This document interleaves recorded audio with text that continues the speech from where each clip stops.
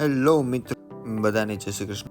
તો તમને બધાને એમ હશે કે સવારમાં ઉઠીને ક્યાં હાલીને જાય.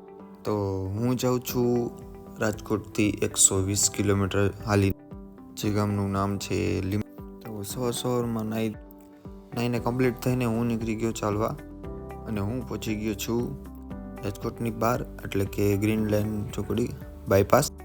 અને સવારમાં એટલી ઠંડી લાગે કે તમે જોઈ શકો કે સ્વેટર પહેરેલું છે, ટી શર્ટ પહેરેલું છે.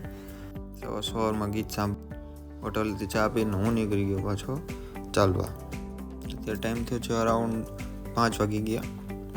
તો એવું, અને હું એકલો નથી જતો, મારી ભેગો એક ફ્રેન્ડ આવે છે જે તમને લાસ્ટ વ્લોગમાં જોવા મળશે.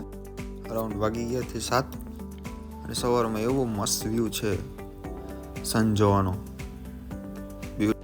જે તમને સવારમાં જોવાનું મજા જ કંઈક અલગ છે. મારો ફ્રેન્ડ આવી ગયો ને અમે નાસ્તો કરીને નીકળી ગયા હાલવા. તો હાલીને અમે એક જગ્યાએ સ્ટે કરી લીધો, જ્યાં ખાઈને થોડીક વાર સૂઈ ગયા. સૂઈને ઉઠીને પછી હું નીકળી ગયો પાછો હાલવા.